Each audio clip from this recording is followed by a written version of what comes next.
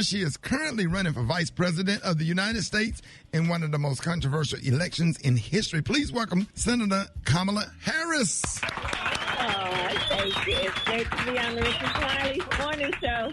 Glad to have you. Welcome to the room of the Omegas, member of Omega Psi Phi Fraternity Incorporated. Well, I congratulate all of my Q Psi Phi brothers for the leadership that you provide everywhere and across the nation and across the world. So greetings. Absolutely. A beautiful Sarah, member of Alpha Kappa Alpha Sorority Incorporated. Thank you so much for calling us this morning. Early voting is breaking records in some states already, and now people are talking about possible voter suppression, like in California with the unofficial ballot boxes that Republicans have put out around the state. How can we ensure that our votes are counted? Well, first of all, it's critical that everybody vote early. And so vote by mail, if you can vote by mail in your state and get that in. Drop off your ballot at a drop box if you're in a state that has drop boxes. And if you must vote in person, vote early. And you can go to iwillvote.com to find out and make sure that you're registered and to find out the polling place that is closest to you, but also find out about instructions on how you can vote by mail. But again, Rickey, I'm just encouraging everybody to vote early because we want to make sure everybody has a plan to vote. Let's not leave it to the last minute. Right. Put it on your calendar and just make it happen. Right. But, I've been getting photographs and text messages from friends all over the country. In particular, in the last day, I've been getting a lot from folks in Texas and Georgia who are standing in those lines. They've been showing me pictures of the lines, but people are in a good mood. They're visiting with each other in line. Right. And it's so worth it. It's so important. It is important. And, your road to this moment has taken you places most will never understand. Being a woman, being black, and a prosecutor, what challenges have you faced that you feel will help you govern? Well, look, there is so much at stake, Rickey. And, one of the biggest things that is at play in this election in terms of who wins is going to be access to health care. Absolutely. Access to health care.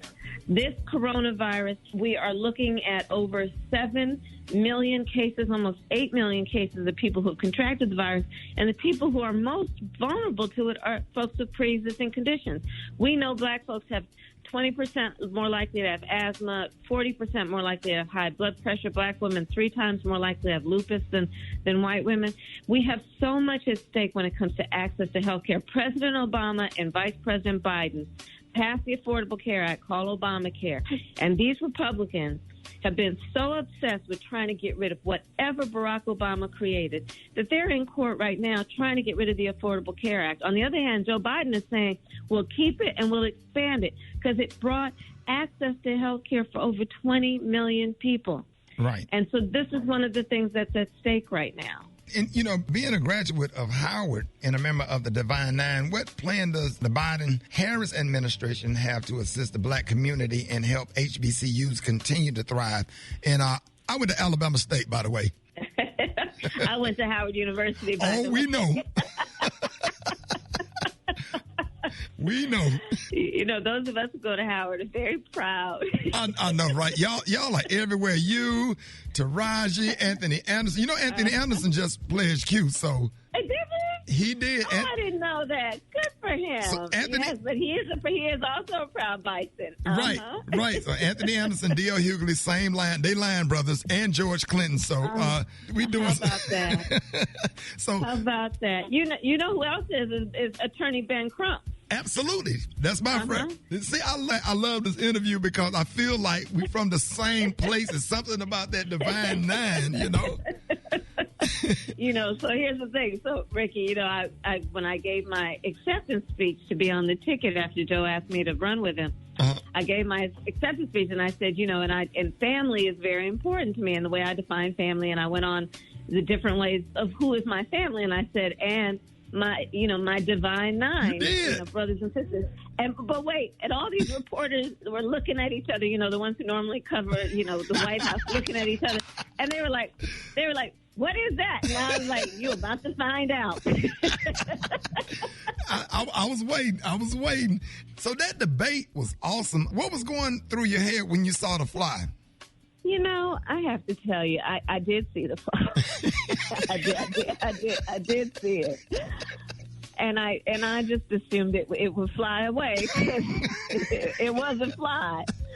I didn't want to embarrass the man, right, and make a deal out of it on the stage, because there was too much to talk about, like the fact that they're trying to get rid of people's health care. But it certainly was something that people talked about. But there was so much at stake. I mean, seriously, they're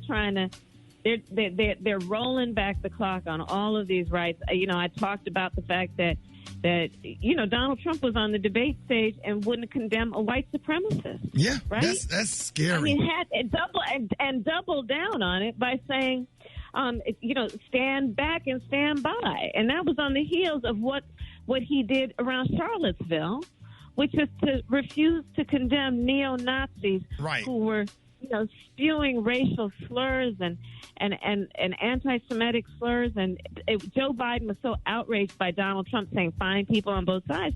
That's what got Joe in the race, to stand up and fight for the fact that you can't have a president of the United States condoning or saying that white supremacists are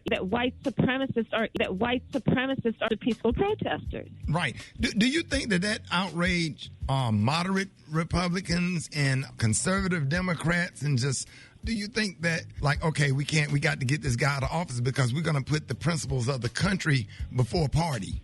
I do believe that. I really do. I believe that, look, we all know that our country is without any question a work in progress.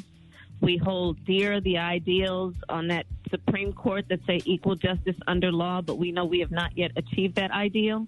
But we fight for it, right? And I think that people, regardless of if they're a conservative Democrat or a moderate Republican or anybody else, they want to believe that their president conducts themselves with dignity and with grace and with some acknowledgement of the seriousness of the position to elevate the people and to speak to, our better angels. And we've not seen that in Donald Trump. We've seen someone who has been absolutely, from my perspective, incompetent. At that debate, I said that we have witnessed the greatest failure of a presidential administration in the history of our country. It has been the greatest failure of a presidential administration. And you can't deny it when we're looking at over 215,000 people who have just died in the last several months. But the man still refuses to take seriously the coronavirus and tell people to wear a mask. Thank you so much. We know you're running. We are so happy to have you on this show. Real quick for free. So Saturday night, you at home, you put in your CD. Are you choosing Atomic Dog or Set It Off? Atomic Dog. Hey! Atomic Dog. Yes, sir. Yes, sir. Wow. You feel. Thank you so much for this interview. Ladies and gentlemen, y'all give it up for Senator and future Vice President of the United States of America, Kamala Harris, y'all. Bye-bye. Bye-bye.